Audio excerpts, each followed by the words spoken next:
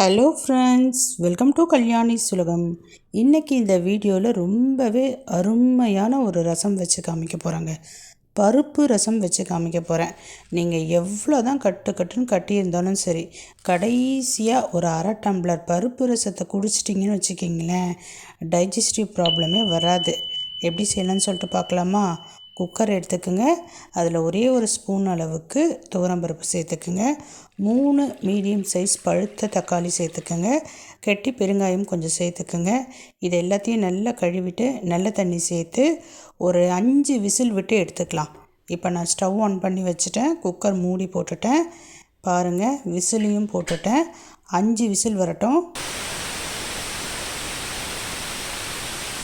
இப்போ விசில் வந்தாச்சு. நான் ஸ்டவ் ஆஃப் பண்ணிட்டேன். அப்படியே இருக்கட்டும்.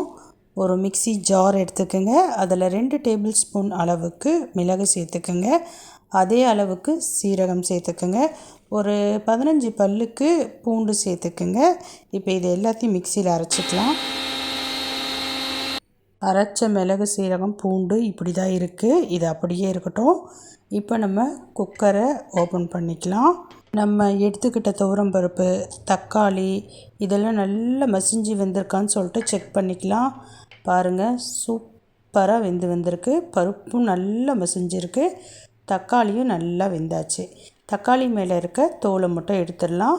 இப்போ நம்ம அரைச்சி வச்ச மிளகு, சீரகம், பூண்டு கூடவே ஒரே ஒரு பச்சை மிளகாய், கொஞ்சமாக கருவேப்பிலை, கொஞ்சமாக கொத்தமல்லி, தேவையான அளவு உப்பு, கொஞ்சமாக மஞ்சத்தூள், இது கூடவே ஊற வச்சு கரைச்ச புளி தண்ணி, கொஞ்சமாக புளி ஊற வச்சு கரைச்சி அந்த தண்ணியை சேர்த்துக்கலாம். பருப்பு ரசத்துக்கு நிறைய புளி கரைச்சி சேர்க்கணுன்ற அவசியம் இல்லை. இப்போ கை வச்சு எல்லாத்தையும் நல்லா கரைச்சிக்கலாங்க. நான் கரைக்கிற மாதிரியே நீங்களும் கை வச்சு நல்லா கரைச்சிக்கிங்க.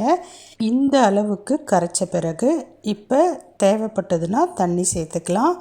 எனக்கு ரொம்ப திக்காக இருக்க மாதிரி இருக்குது, அதனால் கூடுதலாக கொஞ்சம் தண்ணி சேர்த்துக்கிறேன்.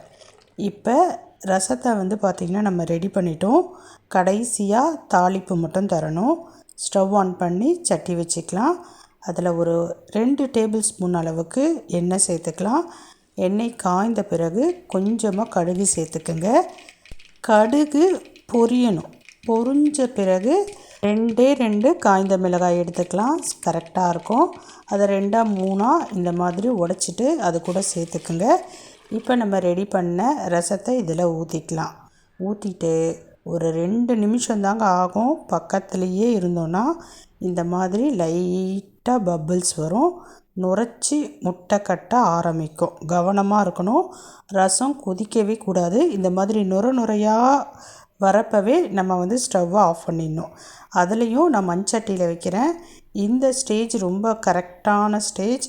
நான் பார்த்திங்கன்னா ஆஃப் பண்ணிடுறேன். ஆஃப் பண்ணிவிட்டு கீழே இறக்கி வச்சுட்டேன்.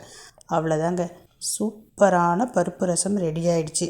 சாப்பிட்றப்ப கடைசி சாப்பாடு கூட இந்த பருப்பு ரசத்தை தாராளமாக விட்டு பிசைஞ்சு சாப்பிட்டிங்கன்னா டைஜஸ்டிவ் ப்ராப்ளமே வராது.